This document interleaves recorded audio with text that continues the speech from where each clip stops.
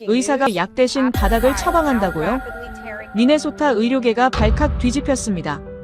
미네아폴리스 최고의 류머티즘 전문의가 갑자기 한인타운 아파트로 이사했고 15년간 복용하던 진통제를 모두 버렸습니다. 병원 동료들은 의사가 미신에 빠졌다며 손가락질했고 미네소타 의사협회는 긴급회의를 소집했죠. 하지만 6개월 후 그녀의 클리닉 환자 78명이 약을 끊었고 미국 최고 병원에서 공동 연구를 제안했습니다. 영하 30도 미네소타 겨울을 정복한 건 첨단 의학이 아니었습니다. 3000년 한국의 따뜻한 바닥이 미국 의사들을 무릎 꿇게 만든 충격적인 이야기, 지금부터 시작합니다. 시작 전에 구독과 좋아요 버튼을 눌러주시면 영상 제작에 큰 힘이 됩니다. 지금 이 이야기를 어디에서 듣고 계신지도 댓글로 알려주세요. 그럼 바로 시작할게요. 안녕하세요. 저는 에밀리 존슨입니다. 미네아폴리스 헤네핀 헬스케어에서 류머티즘 전문의로 일하는 48세 의사예요. 미네소타 의대를 졸업하고 23년째 이곳에서 환자들을 치료하고 있습니다. 남편 데이비드는 다운타운 로펌에서 변호사로 일하고 딸 사라는 미네소타 대학교 2학년에 재학 중이에요. 한국과의 인연은 10년 전으로 거슬러 올라갑니다. 병원에 한국인 레지던트 박지원 씨가 왔었어요. 그녀는 뛰어난 실력으로 우리 팀에서 2년간 함께 일했죠. 레지던트 과정을 마친 후 서울로 돌아갔지만 우리는 계속 연락하며 지냈습니다. 매년 크리스마스 카드를 주고받았고 가끔 의학 논문에 대해 이메일을 나눴어요. 오늘 아침도 똑같았습니다. 알람이 울리는 순간부터 싸움이 시작됐어요. 손가락이 뻣뻣하게 굳어 있었습니다. 알람을 끄려고 손을 뻗는데 관절이 제대로 움직이지 않았어요. 손가락을 하나씩 펴고 오므리며 천천히 풀어야 했죠. 이 과정만 10분이 걸렸습니다. 침대에서 일어나려고 무릎에 힘을 주는 순간 날카로운 통증이 왔습니다. 찌르는 듯한 느낌이었어요. 침대 모서리를 잡고 천천히 몸을 일으켰습니다. 무릎이 삐걱거리는 소리가 들렸어요. 욕실로 걸어가는 15걸음이 고문 같았습니다. 한 걸음 옮길 때마다 무릎에서 통증이 퍼졌어요. 아침마다 겪는 일이지만 익숙해지지 않았습니다. 거울을 봤어요. 48세 여성이 아니라 70대 노인 같았습니다. 손가락 관절이 부어 있었고 얼굴엔 피로가 가득했어요. 밤새 통증 때문에 제대로 자지 못한 흔적이었죠. 약통을 열었습니다. 나프록센 2알, 오메프라졸 1알, 비타민 D 1알. 매일 아침 의식처럼 삼키는 약들이었어요. 15년째 이 약들과 함께 살고 있습니다. 물로 약을 삼켰어요. 30분 후면 통증이 조금 가라앉을 겁니다. 그때까지 기다려야 했죠. 샤워를 하며 생각했습니다. 나는 의사예요. 매일 환자들에게 관절염 치료법을 처방하는 사람이죠. 그런데 정작 나 자신은 치료하지 못하고 있습니다. 약으로 통증을 억누르며 하루하루 버티고 있을 뿐이에요. 아이러니했습니다. 아침 식사를 준비했어요. 프라이팬을 들어 올리려는데 손목에서 통증이 왔습니다. 손가락에 힘이 제대로 들어가지 않았어요. 양손으로 겨우 들어 올렸죠. 데이비드가 식탁에 앉아 신문을 읽고 있었습니다. 그는 제 걸음걸이를 보고도 아무 말 하지 않았어요. 15년간 매일 보던 광경이었으니까요. 처음엔 걱정했지만 이제는 그냥 일상이 됐습니다. 오늘 수술 있어? 데이비드가 물었습니다. 아니, 외래 환자만 봐. 오후에 컨퍼런스 콜이 있고. 짧은 대화였어요. 우리 부부는 각자의 일에 바빴습니다. 병원으로 출근했습니다. 차에서 내려 병원 입구까지 걷는데 무릎이 욱신거렸어요. 겨울이라 더 심했습니다. 미네소타 1월 기온은 영하 28도였어요. 추위가 관절을 더 굳게 만들었죠. 클리닉에 도착했습니다. 접수 데스크 직원이 인사했어요. 좋은 아침이에요, 닥터 존슨. 저도 미소로 답했습니다. 환자들 앞에서는 아픈 티를 내지 않았어요. 의사는 강해 보여야 한다고 생각했으니까요. 첫 환자는 65세 여성이었습니다. 류머티즘 관절염으로 5년째 치료 중이었어요. 그녀는 손가락 통증을 호소했습니다. 아침에 일어나면 손가락이 뻣뻣해요. 10분은 움직여야 풀려요. 환자의 말을 들으며 고개를 끄덕였습니다. 저도 똑같았거든요. 나프록센 용량을 조금 늘려볼게요. 그리고 물리치료를 병행하시면 도움이 될 거예요. 처방전을 써주며 생각했습니다. 나도 똑같은 약을 먹는데 왜 환자에게 권하고 있을까? 이 약이 정말 효과가 있을까? 두 번째 환자는 52세 남성이었어요. 무릎 관절염으로 고생하고 있었습니다. 계단 오르기가 힘들어요. 아침엔 더 심하고요. 제 증상과 똑같았습니다. 체중 감량과 규칙적인 운동이 중요해요. 진통제는 계속 복용하시고요. 말하면서도 공허했어요. 나도 똑같은 조언을 들었지만 별로 나아지지 않았거든요.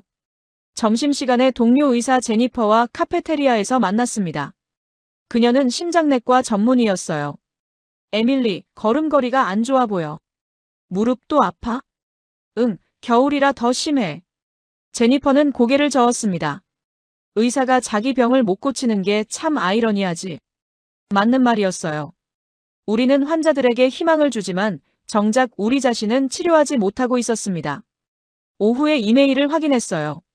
박지원 박사에게서 온 메시지가 있었습니다. 제목은 서울 류머티즘 국제 심포지엄 초청이었어요. 내용을 읽었습니다. 3월에 서울에서 열리는 국제 심포지엄이었어요. 지원이 저를 초청 연사로 추천했다고 했습니다.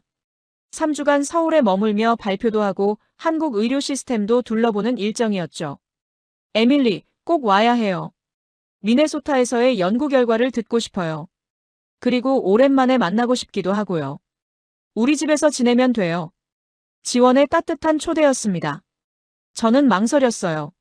3주는 긴 시간이었습니다. 환자들 스케줄도 조정해야 하고 집도 비워야 했죠. 하지만 솔직히 말하면 쉬고 싶었어요. 매일 아침 통증과 싸우는 게 지쳤습니다. 환자들에게 희망을 주면서 정작 나는 절망하고 있었거든요. 저녁에 집으로 돌아왔습니다. 데이비드와 사라가 거실에 있었어요. 가족회의 좀 하자. 저는 서울 초청 이야기를 꺼냈습니다. 데이비드가 물었어요. 3주나? 그렇게 오래? 응, 심포지엄도 있고 병원 방문 일정도 있어서. 사라가 말했습니다. 엄마 가세요. 좋은 기회잖아요. 그리고 좀 쉬어야 할 것 같아요. 요즘 힘들어 보이시던데요. 딸의 말이 가슴을 찔렀습니다. 아픈 걸 숨긴다고 생각했는데 다 보이고 있었나 봐요. 데이비드도 동의했습니다. 다녀와. 환자들 스케줄은 제니퍼가 대신 봐줄 수 있을 거야. 그날 밤 침대에 누웠습니다. 무릎이 욱신거렸어요. 자세를 바꿔봤지만 편한 자세가 없었습니다. 천장을 바라보며 생각했습니다. 서울에 가면 뭐가 달라질까? 거기도 여기처럼 통증은 똑같겠죠. 하지만 적어도 일상에서 벗어날 수는 있을 거예요. 다음 날 아침 박지원에게 답장을 보냈습니다. 초청 감사해요. 참석할게요. 오랜만에 만나는 것도 기대돼요. 전송 버튼을 누르는 순간 묘한 기대감이 들었습니다. 의사로서 23년을 살았지만 답을 찾지 못한 제 병. 혹시 서울에서 뭔가 달라질까요? 그때는 몰랐습니다. 3주 후 제 인생이 완전히 바뀔 거라는 걸요. 3월 중순, 인천공항에 도착했습니다. 14시간 비행 끝에 무릎이 완전히 굳어 있었어요. 입국 심사를 마치고 나오니 박지원이 기다리고 있었습니다. 10년 만에 재회였죠. 에밀리 선생님, 오랜만이에요. 강남으로 향하는 차 안에서 지원이 물었습니다. 무릎은 어때요? 똑같아요. 아침마다 똑같은 통증으로 일어나죠. 강남 고층 아파트 22층에 도착했어요. 지원이 도어락을 열며 말했습니다. 신발 벗으셔야 해요. 저는 운동화를 벗고 거실로 들어섰습니다. 그 순간 멈춰섰어요. 발바닥에 전해지는 온기 때문이었습니다. 바닥이 따뜻했어요. 마치 거대한 전기장판 위에 서 있는 것 같았죠. 이게 뭐예요? 온돌이에요. 바닥 난방이죠. 한국 아파트는 다 이렇게 돼 있어요. 23년간 의사로 살았지만 이런 경험은 처음이었습니다. 주저앉아 손으로 바닥을 짚어봤어요. 나무 마루 전체에서 열이 올라왔습니다. 어떻게 작동하는 거예요?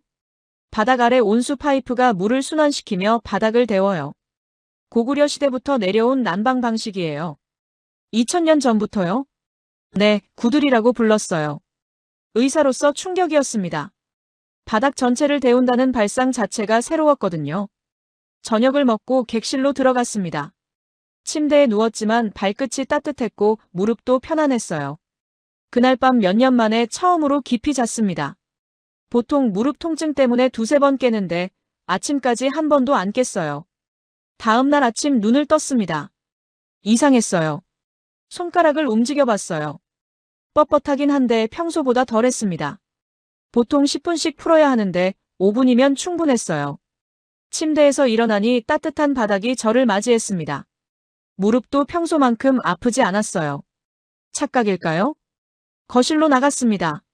지원이 맨발로 주방에 서 있었어요. 잘 잤어요? 네, 놀라울 정도로요. 심포지엄이 시작됐습니다.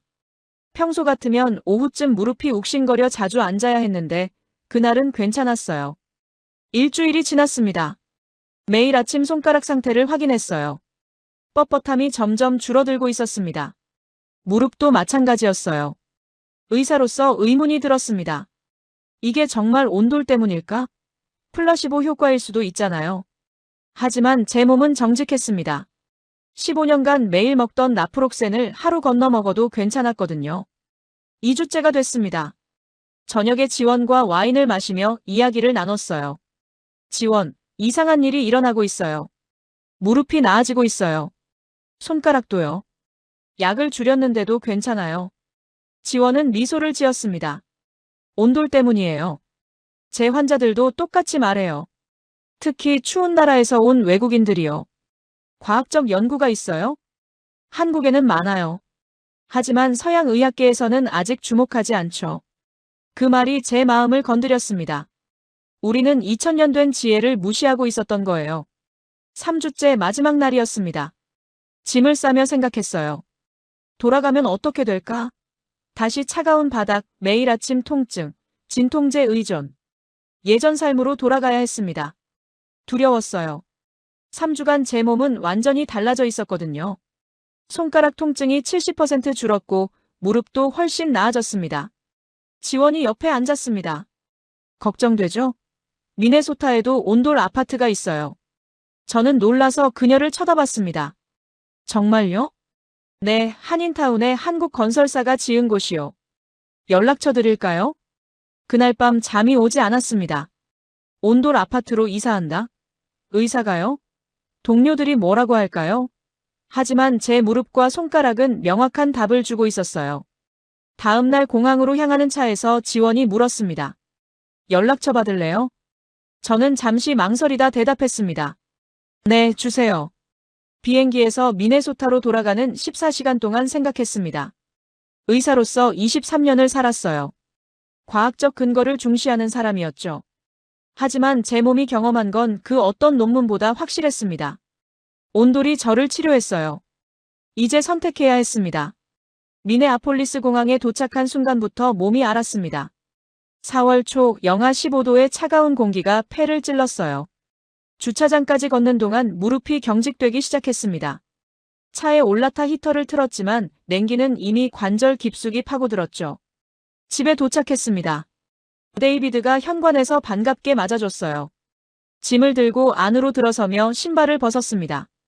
거실 바닥에 발을 디딘 순간 서울과의 차이가 확연했어요. 차가웠습니다. 실내 온도는 19도였지만 바닥은 얼음장 같았어요. 3주간 따뜻한 바닥에 익숙해진 발은 이 냉기를 견디기 힘들어했습니다. 그날 밤 침대에 누웠습니다. 전기장판을 최대로 올렸지만 서울의 온돌과는 달랐어요. 발끝만 따뜻할 뿐 방 전체에 온기는 없었죠. 무릎이 뻣뻣해지는 걸 느꼈습니다. 다음 날 아침 눈을 떴습니다. 손가락이 다시 굳어 있었어요. 서울에서는 3분이면 풀렸는데 이제 다시 10분이 필요했습니다. 침대에서 일어나는 순간 무릎에서 날카로운 통증이 왔어요. 3주간 사라졌던 그 고통이 하루 만에 돌아온 겁니다. 약통을 열었습니다. 나프록센 2알을 꺼내 물과 함께 삼켰어요. 서울에서는 하루 건너 먹어도 괜찮았는데 이제 다시 매일 먹어야 했습니다. 출근길에 생각했어요. 이건 착각이 아니었습니다. 서울에서의 변화는 실제였고 지금의 악화도 실제였어요. 병원에 도착해 제니퍼를 만났습니다. 그녀는 제 걸음걸이를 보더니 안타까운 표정을 지었어요. 3주 전과 똑같은 모습으로 돌아온 제 상태를 확인했죠. 점심시간에 노트북을 열었습니다. 지원이 보내준 미네아폴리스 한인타운 온돌 아파트 연락처가 있었어요. 망설이다가 전화를 걸었습니다. 부동산 담당자는 친절했습니다. 한국건설사가 2년 전 완공한 12층 건물이라고 설명했어요. 총 96세대이며 모든 유닛에 온돌 시스템이 설치돼 있다고 했습니다. 주말에 방문 예약을 잡았습니다. 그날 저녁 가족 회의를 열었어요. 데이비드와 사라에게 서울에서의 경험을 자세히 설명했습니다. 3주간의 극적인 증상 개선, 온돌 시스템의 원리, 그리고 미네아폴리스에도 같은 아파트가 있다는 사실까지요. 데이비드는 신중한 표정이었고 사라는 호기심 어린 눈빛이었지만 역시 반신반의하는 기색이었습니다. 일주일이 지났습니다. 무릎 상태는 계속 악화됐어요. 서울에서 70% 줄었던 통증이 이제 원래대로 돌아왔습니다. 아침마다 고문 같은 시간이 반복됐죠. 토요일 오전, 가족과 함께 한인타운으로 향했습니다. 다운타운에서 20분 거리였어요. 건물은 생각보다 현대적이고 깔끔했습니다. 유리와 콘크리트로 된 12층 건물이 햇빛을 반사하며 서 있었죠. 로비로 들어가 부동산 담당자의 안내로 8층 모델하우스로 향했습니다. 신발을 벗고 안으로 들어섰습니다. 그 순간이었어요. 발바닥에 전해지는 온기, 서울에서 느꼈던 바로 그 감각이었습니다. 데이비드와 사라도 멈춰섰어요. 두 사람 모두 놀란 표정으로 바닥을 내려다봤습니다. 저는 무릎을 꿇고 손으로 바닥을 짚어봤습니다. 서울 지원의 집과 똑같은 온기가 손바닥을 데웠어요. 담당자가 시스템을 설명했습니다. 한국에서 직수입한 보일러와 온수 파이프, 각 방마다 독립온도 조절 시스템까지. 거실 창문으로는 미네아폴리스 시내가 보였어요. 데이비드가 조용히 주변을 둘러봤고 사라는 침실과 욕실을 돌아다니며 신기해했습니다. 1시간 동안 머물렀습니다. 그 시간 내내 저는 따뜻한 바닥 위를 걸어다녔어요. 무릎이 편안했습니다. 단 1시간 만에 느껴지는 차이였죠. 차로 돌아가는 길 데이비드가 먼저 입을 열었습니다. 바닥이 정말 따뜻하더라고 신기한 경험이었다고 말했어요. 사라도 동의했습니다. 저는 조심스럽게 물었습니다. 이사를 고려해 볼 수 있겠냐고요. 차 안이 조용해졌습니다. 우리 가족은 15년간 지금 집에서 살았어요. 레이크 해리엇 근처의 좋은 동네였고 사라가 자란 곳이었습니다. 하지만 데이비드는 제 건강을 알고 있었어요. 15년간 지켜본 제 고통을 알았죠. 그는 천천히 고개를 끄덕였습니다. 적어도 진지하게 고려해보자고 말했어요. 월요일 아침 병원에 출근했습니다. 제니퍼에게 주말 이야기를 꺼냈어요. 온돌 아파트 방문, 가족의 반응, 이사 고려까지. 그녀는 놀란 표정으로 저를 바라봤습니다. 의사가 바닥 난방 때문에 이사를 고려한다니 이해하기 어렵다는 표정이었어요. 그날 저녁 데이비드와 긴 대화를 나눴습니다. 현실적인 문제들을 하나씩 점검했어요. 집 매매, 이사 비용, 통근 거리, 사라의 학교 위치. 모든 걸 따져봤을 때 불가능한 건 아니었습니다. 데이비드가 말했습니다. 건강이 가장 중요하다고요. 15년간 제가 고생하는 걸 지켜본 게 힘들었다고 했어요. 2주 후, 저는 결정을 내렸습니다. 온돌 아파트로 이사하기로요. 그것도 단순한 이사가 아니었습니다. 의사로서 실험 대상이 되기로 한 겁니다. 6개월간 철저히 데이터를 수집하고 기록하기로 했어요. 매일 아침 저녁 손가락과 무릎 상태를 기록하고 약물 복용량을 추적하고 정기적으로 혈액 검사를 받기로 했습니다. 온돌의 효과를 객관적으로 검증하겠다는 계획이었습니다. 부동산에 연락했습니다. 8층 투베드룸 유닛을 계약했어요. 입주는 한 달 후였습니다. 현재 집도 매물로 내놨습니다. 15년 살던 집과의 이별이었지만 이제는 확신이 있었어요. 건강을 되찾을 수 있다면 어떤 선택이든 할 준비가 돼 있었습니다. 의사로서 23년을 살며 배웠습니다. 때로는 답이 교과서가 아니라 경험에 있다는 걸요.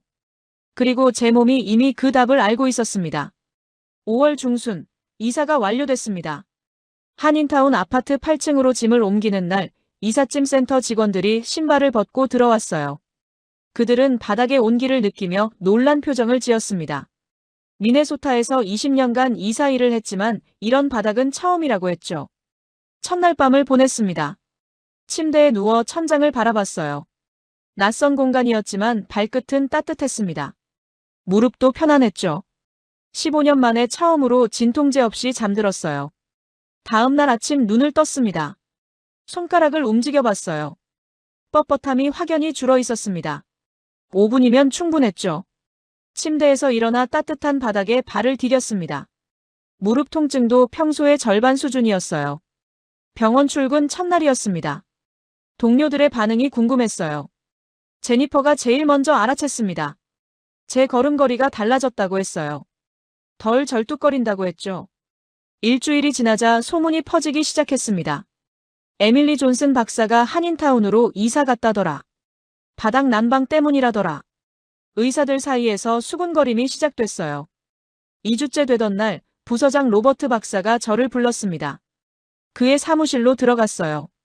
그는 심각한 표정으로 앉아 있었습니다. 로버트 박사는 직설적이었어요. 이상한 소문을 들었다고 했습니다. 바닥 난방 때문에 이사를 갔다는 얘기가 병원 전체에 퍼졌다고요. 류머티즘 전문의가 과학적 근거 없는 민간요법에 의존한다는 인상을 준다고 했습니다. 저는 침착하게 설명했습니다.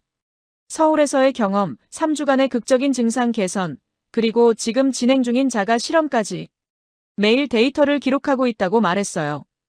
6개월 후에는 객관적인 결과를 낼 수 있을 거라고 덧붙였습니다. 로버트 박사는 고개를 저었습니다. 개인적인 일화는 과학이 아니라고 했어요. 이중 맹검 임상시험이 필요하다고, 그 전까지는 추측일 뿐이라고 했습니다. 조심하라는 경고였어요. 병원의 평판을 생각하라고 했죠. 사무실을 나오며 생각했습니다. 예상했던 반응이었어요. 서양 의학은 수천 년 된 동양의 지혜를 쉽게 받아들이지 않았습니다. 3주째 상황이 악화됐습니다. 병원 카페테리아에서 점심을 먹는데 옆 테이블에서 들리는 소리가 있었어요. 다른 과 의사들이었습니다. 목소리가 컸어요. 에밀리 존슨이 이상해졌다더라. 한국 바닥이 관절염을 치료한다고 믿는다더라. 다음엔 뭐가 나올까? 침술? 한방약? 의사가 미신을 믿으면 어떡하냐? 환자들이 알면 뭐라고 할까? 저는 자리에서 일어나 그쪽으로 걸어갔습니다. 테이블 앞에 섰어요. 5명의 의사가 저를 올려다봤습니다. 어색한 침묵이 흘렀죠. 저는 조용히 말했습니다. 미신이 아니라 경험이라고요. 3주간 서울에서 생활하며 15년 만에 통증 없는 아침을 맞았다고 했어요. 지금도 증상이 개선되고 있고 모든 걸 기록하고 있다고 덧붙였습니다. 6개월 후 데이터를 보여드리겠다고 말했죠. 그들 중 한 명이 비웃듯 말했습니다. 플라시보 효과일 뿐이라고요. 따뜻한 바닥이 좋다고 느끼는 건 심리적인 거라고 했어요. 실제 치료 효과는 없을 거라고 했습니다. 저는 더 이상 대꾸하지 않았습니다. 돌아서서 자리로 돌아갔어요. 제니퍼가 안타까운 눈빛으로 저를 바라봤습니다. 한 달이 지났습니다. 제 몸의 변화는 계속됐어요. 손가락 아침 경직 시간이 3분에서 2분으로 줄었습니다. 무릎 통증은 50% 이상 감소했어요. 나프록센 복용량도 하루 한 알로 줄었습니다. 매일 아침 저녁 노트에 기록했죠. 하지만 병원에서의 시선은 점점 차가워졌습니다. 복도에서 마주치는 동료들이 어색하게 고개를 끄덕이고 지나갔어요. 점심시간에 합류하던 의사들도 하나둘 자리를 피하기 시작했습니다. 5주째 되던 날 미네소타 의사협회에서 연락이 왔습니다. 협회 윤리위원회에서 면담을 요청한다는 내용이었어요. 내용은 명확했습니다. 과학적 근거 없는 치료법을 암시적으로 홍보한 것에 대한 우려라고 했죠. 일주일 후 협회 사무실로 갔습니다. 윤리위원 3명이 앉아 있었어요. 그들은 신중한 표정으로 질문을 시작했습니다.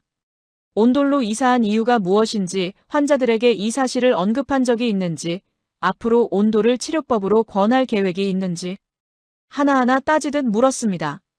저는 솔직하게 대답했습니다. 개인적인 건강 문제 때문이라고요. 환자들에게 권한 적은 없다고 했어요.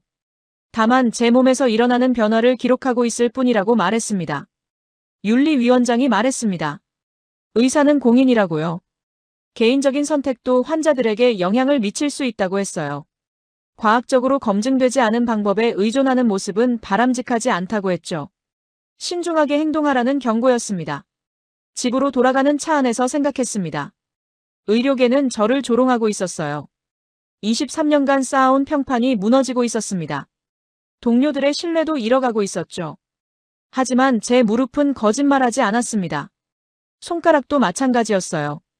15년간 매일 아침 고통으로 시작했던 삶이 변하고 있었습니다. 그날 밤 거실 바닥에 앉았습니다. 따뜻한 온기가 몸을 감쌌어요. 데이비드가 옆에 앉아 제 손을 잡았습니다. 그는 말했어요. 사람들이 뭐라든 상관없다고요. 제 건강이 제일 중요하다고 했습니다. 저는 결심했습니다. 6개월 실험을 끝까지 완수하겠다고요. 그리고 데이터로 증명하겠다고 다짐했습니다. 조롱이 아닌 과학으로 말하겠다고요. 6개월이 지났습니다. 매일 아침 저녁 기록한 노트가 두툼해졌어요. 손가락 경직 시간, 무릎 통증 정도, 약물 복용량, 수면의 질. 180일간의 데이터가 쌓여 있었습니다. 매달 혈액 검사도 받았어요. 염증 수치, CRP, ESR 모두 기록했죠. 11월 초 저는 데이터를 정리하기 시작했습니다. 노트북 화면에 엑셀 시트를 열고 숫자들을 입력했어요. 그래프가 만들어졌습니다. 결과는 명확했습니다. 손가락 아침 경직 시간은 10분에서 1분으로 줄었어요. 무릎 통증 점수는 10점 만점에 8점에서 2점으로 떨어졌습니다. 나프록센 복용량은 하루 2알에서 일주일에 2알로 감소했어요. 6개월간 총 복용량이 90% 줄어든 겁니다. 혈액 검사 결과도 놀라웠습니다. CRP 수치가 8.5에서 2.1로 떨어졌어요. ESR도 42에서 15로 감소했습니다. 염증이 눈에 띄게 줄어든 거예요. 담당 검사실 기사도 놀란 표정으로 물었습니다. 새로운 약을 복용하기 시작했냐고요. 저는 웃으며 대답했습니다. 약이 아니라 바닥이라고요. 데이터를 보며 확신했습니다. 이건 플라시보 효과가 아니었어요. 객관적이고 측정 가능한 변화였습니다. 온돌이 실제로 제 관절염을 개선하고 있었던 거예요. 그날 저녁 데이비드에게 결과를 보여줬습니다. 그는 그래프를 한참 들여다봤어요. 변호사로서 증거를 다루는데 익숙한 사람이었죠. 그는 고개를 끄덕였습니다. 부정할 수 없는 데이터라고 말했어요. 저는 결정을 내렸습니다. 이 결과를 공개하기로요. 하지만 신중하게 접근하기로 했습니다. 먼저 소규모로 검증받기로 했어요. 클리닉에서 제 환자 중 3명을 선택했습니다. 모두 류머티즘 관절염으로 5년 이상 고생하던 사람들이었어요. 60대 여성 마가렛, 55세 남성 존, 58세 여성 수잔. 그들에게 제안을 했습니다. 한인타운 온돌 아파트에서 한 달간 생활해보는 건 어떻겠냐고요. 비용은 제가 부담하겠다고 했습니다. 다만 매일 증상을 기록하고 주 1회 혈액 검사를 받아야 한다고 조건을 달았어요. 3사람 모두 동의했습니다. 특히 마가렛은 적극적이었어요. 10년간 약물 치료를 받았지만 효과가 제한적이었거든요. 새로운 방법을 시도해보고 싶다고 했습니다. 12월 초 새 환자가 임시로 온돌 아파트에 입주했습니다. 같은 건물 다른 층 유닛들이었어요. 저는 매일 그들의 상태를 확인했습니다. 증상 기록을 체크하고 혈액 샘플을 수거했어요. 첫 주가 지났습니다. 3사람 모두 비슷한 반응을 보였어요. 아침 통증이 줄어들었다고 했습니다. 손가락이 덜 뻣뻣하고 무릎이 더 부드럽게 움직인다고 했죠. 2주째, 변화가 더 명확해졌습니다. 마가렛은 진통제 복용을 하루 건너로 줄였어요. 존은 계단 오르기가 수월해졌다고 말했습니다. 수잔은 밤에 통증 없이 잘 수 있게 됐다고 했어요. 3주째, 혈액 검사 결과가 나왔습니다. 3사람 모두 염증 수치가 감소했어요. 마가렛의 CRP는 9.2에서 5.8로, 존은 7.5에서 4.2로, 수잔은 8.8에서 5.1로 떨어졌습니다. 3주 만에 이런 변화가 나타난 겁니다. 한 달이 끝났습니다. 새 환자를 다시 만났어요. 그들은 모두 증상이 개선됐다고 말했습니다. 마가렛은 10년 만에 처음으로 손으로 병뚜껑을 열 수 있게 됐다고 했어요. 존은 손자를 안을 수 있을 만큼 무릎이 좋아졌다고 했죠. 수잔은 약 없이도 하루를 보낼 수 있게 됐다고 했습니다. 데이터를 정리했습니다. 4명의 환자, 총 7개월간의 기록. 그래프는 일관된 패턴을 보여줬어요. 온돌 환경에서 생활하면 관절염 증상이 개선된다는 명확한 증거였습니다. 저는 이 결과를 논문으로 작성하기 시작했습니다. 제목은 온돌 바닥 난방이 류머티즘 관절염 환자의 증상 및 염증 수치에 미치는 영향이었어요. 방법론, 결과, 고찰까지 꼼꼼하게 작성했습니다. 초안이 완성됐을 때 제니퍼에게 먼저 보여줬습니다. 그녀는 논문을 꼼꼼히 읽었어요. 1시간 후 그녀가 고개를 들었습니다. 표정이 진지했어요. 제니퍼는 말했습니다. 데이터가 설득력 있다고요. 샘플 크기는 작지만 결과가 일관적이라고 했어요. 다만 문제가 있다고 덧붙였습니다. 의료계가 받아들일 준비가 돼 있냐는 거였죠. 저는 알고 있었습니다. 이 논문을 발표하면 더 큰 논란이 일어날 거라는 걸요. 하지만 이제는 개인적인 일화가 아니었어요. 객관적인 데이터가 있었습니다. 1월 초 저는 미네소타 의대 학회에 논문을 제출했습니다. 2월에 열리는 연례 심포지엄에 발표 신청을 했어요. 일주일 후 승인 메일이 왔습니다. 2월 15일 30분간 발표 시간이 배정됐다고 했죠. 소식을 듣고 긴장됐습니다. 미네소타 의료계 주요 인사들이 모두 참석하는 자리였어요. 제 연구를 공개적으로 발표하는 순간이 오고 있었습니다. 데이비드가 물었습니다. 두렵지 않냐고요. 저는 솔직하게 대답했습니다. 두렵다고요.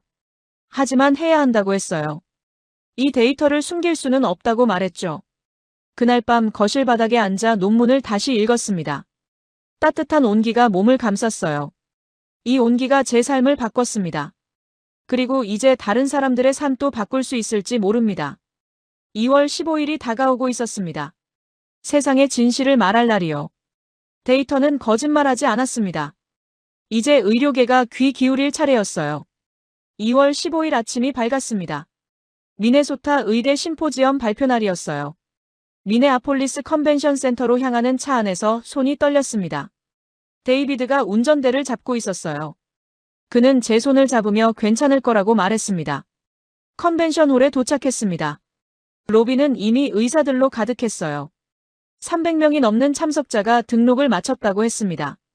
제 발표는 오후 2시 세션이었죠. 대기실에서 슬라이드를 마지막으로 점검했습니다. 그래프, 데이터 테이블, 혈액 검사 결과. 모든 게 준비됐어요. 제니퍼가 응원 문자를 보냈습니다. 진실을 말하라고 데이터가 증명할 거라고 했죠. 오후 2시가 됐습니다. 진행자가 제 이름을 호명했어요. 강연장으로 걸어 들어갔습니다. 약 200명의 의사들이 앉아 있었어요. 뒷줄에는 로버트 부서장도 보였습니다. 그의 표정은 굳어 있었죠. 연단에 섰습니다. 마이크를 조정하고 첫 슬라이드를 띄웠어요. 제목이 화면에 나타났습니다. 온돌 바닥 난방이 류머티즘 관절염 환자의 증상 및 염증 수치에 미치는 영향. 심호흡을 하고 말을 시작했습니다. 제 개인적인 경험부터 설명했어요. 15년간의 관절염, 서울에서의 3주, 극적인 증상 개선. 솔직하게 이야기했습니다. 의사이기 전에 환자였다고요. 청중이 술렁였습니다. 몇몇은 메모를 하기 시작했고 몇몇은 회의적인 표정을 지었어요. 다음 슬라이드로 넘어갔습니다. 6개월간의 자가 실험 데이터였어요. 손가락 경직 시간, 무릎 통증 점수, 약물 복용량, 염증 수치. 그래프가 명확한 하향 곡선을 그렸습니다. 그리고 3명의 환자 데이터를 공개했습니다. 마가렛, 존, 수잔. 한 달간의 온돌 생활 전후 비교. 모두가 비슷한 패턴을 보였어요. 증상 개선, 염증 수치 감소. 청중의 반응이 갈렸습니다. 앞줄에 앉은 몇몇 의사들은 진지하게 슬라이드를 주시했어요. 하지만 뒷줄에서는 고개를 젓는 사람들이 보였습니다. 메커니즘에 대해 설명했습니다. 지속적인 온열 자극이 혈액순환을 개선한다는 점, 관절 주변 근육의 이완 효과, 야간 수면의 질 향상. 한국에서 발표된 기존 연구들도 인용했어요. 30분 발표가 끝났습니다. 질의응답 시간이었어요. 손이 여러 개 올라갔습니다. 첫 번째 질문은 날카로웠습니다. 샘플 크기가 너무 작지 않냐는 거였어요. 4명의 데이터로 일반화할 수 있냐고 물었습니다. 저는 인정했습니다. 예비 연구라고요. 하지만 일관된 결과가 나왔고 대규모 연구의 필요성을 제시하는 거라고 대답했어요. 두 번째 질문은 더 공격적이었습니다. 플라시보 효과를 어떻게 배제했냐는 거였어요. 환자들이 특별한 치료를 받는다고 믿어서 좋아진 거 아니냐고 했습니다. 저는 혈액 검사 결과를 지적했습니다. 염증 수치는 주관적인 게 아니라고 객관적인 생체 지표라고 말했어요. 세 번째 질문은 건설적이었습니다. 메이오 클리닉의 한 연구원이었어요. 흥미로운 결과라고 했습니다. 대조군을 포함한 대규모 연구를 진행할 의향이 있냐고 물었어요. 저는 기꺼이 하겠다고 대답했습니다. 질의응답이 끝났습니다. 박수가 나왔지만 열띤 박수는 아니었어요. 어색하고 짧은 박수였습니다. 연단에서 내려와 대기실로 돌아갔어요. 제니퍼가 기다리고 있었습니다. 그녀는 저를 껴안았어요. 잘했다고 용감했다고 말했습니다. 하지만 우리 둘 다 알고 있었어요. 쉽지 않을 거라는 걸요. 다음 날 아침 로컬 의료 뉴스레터에 기사가 났습니다. 미네소타 의사, 한국 바닥 난방으로 관절염 치료 주장이라는 제목이었어요. 기사는 중립적이었지만 댓글은 아니었습니다. 온라인 의사 커뮤니티가 들끓었습니다. 의견이 극명하게 갈렸어요. 일부는 흥미로운 연구라고 했습니다. 동양의학의 지혜를 무시해선 안 된다고 했죠. 하지만 더 많은 사람들이 비판적이었어요. 과학적 엄밀성이 부족하다고 민간요법을 정당화하는 거라고 했습니다. 일주일 후 놀라운 일이 일어났습니다. 메이오 클리닉 류머티즘 연구소에서 이메일이 왔어요. 공동 연구를 제안한다는 내용이었습니다. 1년간 200명 규모의 무작위 대조군 연구를 진행하고 싶다고 했어요. 저는 즉시 수락했습니다. 이건 기회였어요. 제대로 된 임상 연구로 온돌의 효과를 검증할 수 있는 기회였습니다. 하지만 같은 주에 다른 소식도 들렸습니다. 미네소타 의사협회에서 다시 연락이 왔어요. 윤리위원회에서 제 발표를 검토했다고 했습니다. 우려스럽다는 의견이 많았다고요. 공식적인 경고는 아니지만 조심하라는 통지였습니다. 병원 내부 반응도 엇갈렸습니다. 몇몇 젊은 의사들이 저를 찾아왔어요. 용기 있는 발표였다고 칭찬했습니다. 자신들도 온돌에 관심이 생겼다고 했죠. 하지만 대부분의 선배 의사들은 거리를 뒀어요. 복도에서 마주쳐도 눈을 피했습니다. 로버트 부서장이 다시 저를 불렀습니다. 그는 메이오 클리닉 연구 제안을 들었다고 했어요. 긍정적인 발전이라고 인정했습니다. 하지만 조심스럽게 진행하라고 당부했어요. 병원의 평판을 생각하라고 했죠. 2월이 끝나갈 무렵 예상치 못한 연락이 왔습니다. 미네소타 공영 라디오에서 인터뷰를 요청했어요. 건강 프로그램 진행자가 제 연구에 관심이 있다고 했습니다. 저는 고민했습니다. 대중 매체 노출은 양날의 검이었어요. 더 많은 주목을 받을 수 있지만 더 큰 논란도 일어날 수 있었죠. 데이비드와 상의했습니다. 그는 말했어요. 진실을 두려워할 필요 없다고요. 데이터가 있다고 자신감을 가지라고 했습니다. 저는 인터뷰를 수락했습니다. 파장이 커지고 있었습니다. 작은 개인 실험이 이제 공개 논쟁이 됐어요. 미네소타 의료계가 둘로 나뉘고 있었습니다. 하지만 저는 확신했습니다. 올바른 길을 가고 있다고요. 진실은 결국 밝혀질 거라고요. 3월부터 메이오 클리닉과의 공동 연구가 시작됐습니다. 연구 설계는 엄격했어요. 200명의 류머티즘 관절염 환자를 모집했습니다.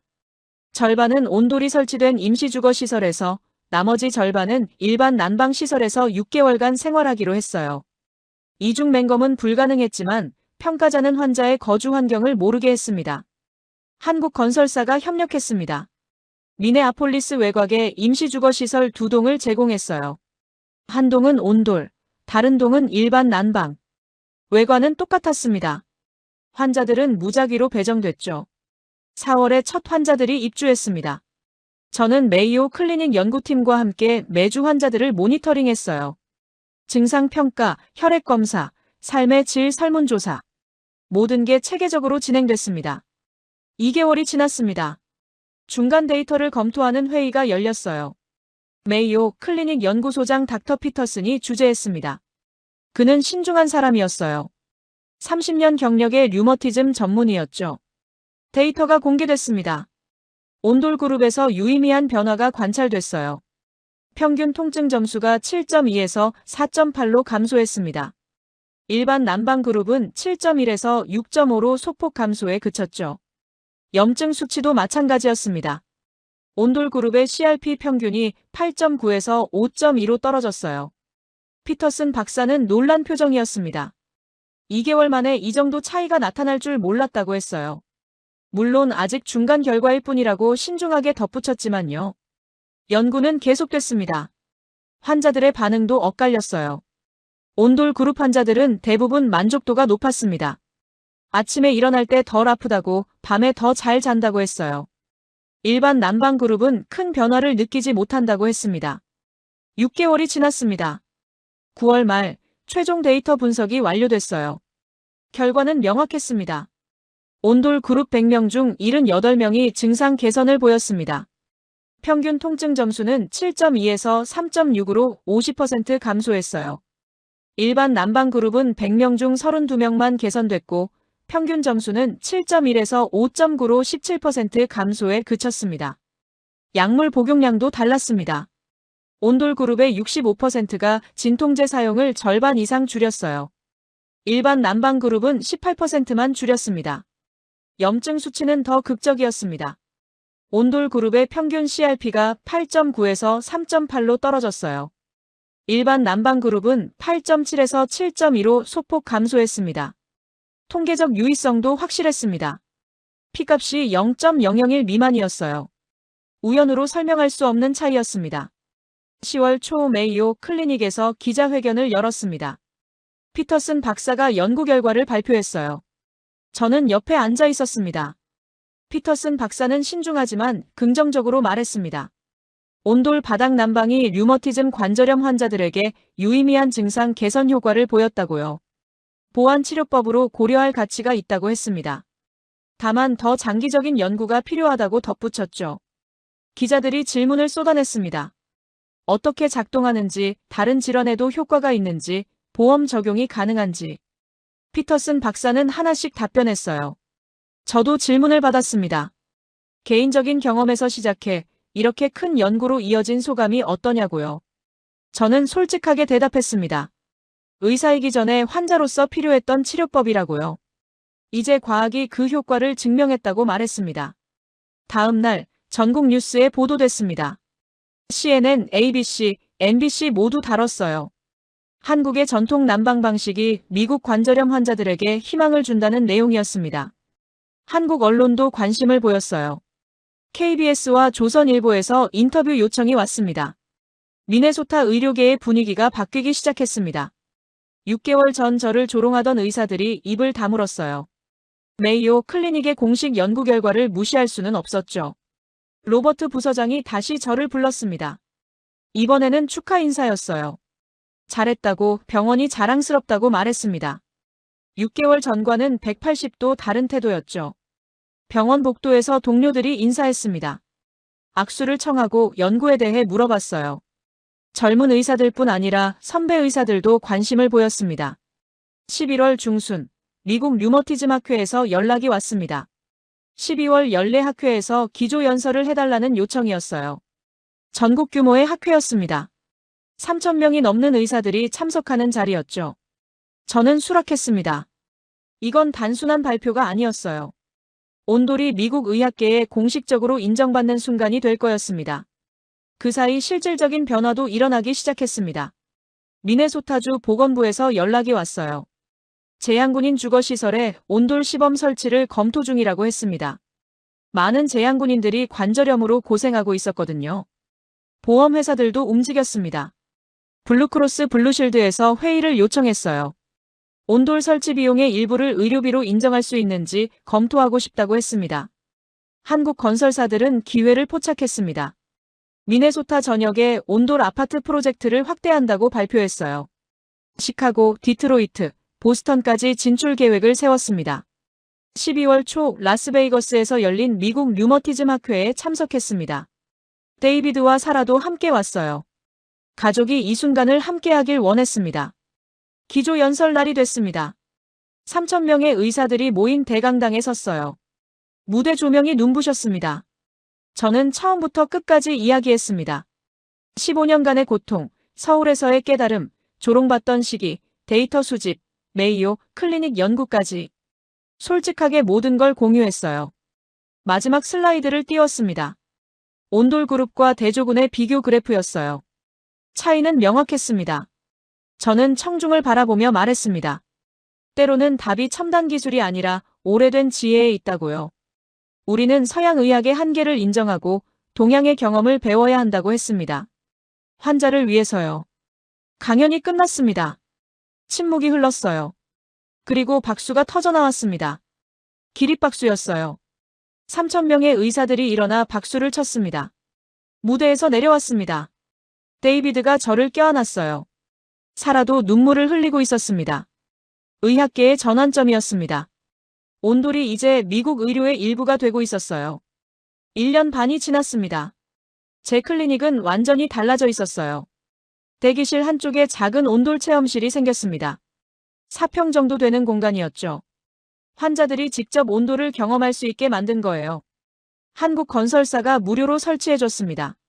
매주 수요일 오후 온돌 상담 시간을 운영했습니다. 관절염 환자들이 체험실에서 30분간 머물며 온기를 느꼈어요. 그들은 대부분 놀란 표정을 지었습니다. 이런 게 있었다니 왜 진작 몰랐냐고 물었죠. 환자 처방도 달라졌습니다. 약물 치료와 함께 온돌 환경을 권장했어요. 한인타운 아파트 정보를 제공하고 설치 가능한 건설사 리스트를 나눠줬습니다. 보험 적용 여부도 안내했죠. 놀라운 일이 일어났습니다. 제 환자 중 23명이 온돌 아파트로 이사했어요. 6개월 추적 관찰 결과 19명이 증상 개선을 보였습니다. 약물 복용량이 평균 60% 감소했어요. 미네소타주 보건부의 시범 사업도 시작됐습니다. 재향군인 주거시설 3곳에 온돌이 설치됐어요. 150명의 참전 용사들이 혜택을 받았습니다. 많은 이들이 전쟁 부상으로 인한 만성 관절통으로 고통받고 있었거든요. 3개월 후 결과가 나왔습니다. 참가자의 72%가 통증 감소를 보고했어요. 진통제 복용이 평균 55% 줄었습니다. 주정부는 프로그램을 확대하기로 결정했죠. 전국적으로도 변화가 일어났습니다. 시카고, 디트로이트, 보스턴, 시애틀에서 온돌 아파트 건설이 시작됐어요. 한국 건설사뿐 아니라 미국 건설사들도 참여했습니다. 미국 기업들이 한국 기술을 배우기 시작한 거예요. 의료보험 적용도 진전이 있었습니다. 블루크로스 블루실드가 온돌 설치 비용의 30%를 의료비로 인정하기로 했어요. 류머티즘 관절염 진단을 받은 환자에 한해서였지만 큰 진전이었습니다. 의학 교육도 변했습니다. 미네소타 의대에서 온돌을 포함한 보완 치료 과정을 신설했어요. 제가 게스트 강사로 초청됐습니다. 의대생들에게 제 경험을 공유했죠. 그들은 열린 마음으로 들었어요. 전국의 의사들이 벤치마킹을 왔습니다. 뉴욕, 캘리포니아, 텍사스에서 류머티즘 전문의들이 제 클리닉을 방문했어요. 온돌 체험실을 둘러보고 환자 데이터를 검토하고 자신들의 지역에서도 도입하고 싶다고 말했습니다. 박지원이 미네아폴리스를 방문했습니다. 서울에서 날아온 거예요. 우리는 2년 만에 재회했습니다. 그녀는 제 클리닉을 둘러보며 놀라워했어요. 미국에서 온돌이 이렇게 확산될 줄 몰랐다고 했죠. 지원이 말했습니다. 한국에서도 이 소식이 화제라고요. CNN 보도가 한국 뉴스에도 나갔고 미국 의사가 온돌을 연구했다는 게 자랑스럽다고 했습니다. 한국 보건부에서도 관심을 보이고 있다고 덧붙였어요. 어느 날 오후 58세 여성 환자 린다가 클리닉을 찾아왔습니다. 10년간 류머티즘 관절염으로 고생했던 분이었어요. 6개월 전 제 권유로 온돌 아파트로 이사했습니다. 린다는 눈물을 글썽이며 말했습니다. 인생이 바뀌었다고요.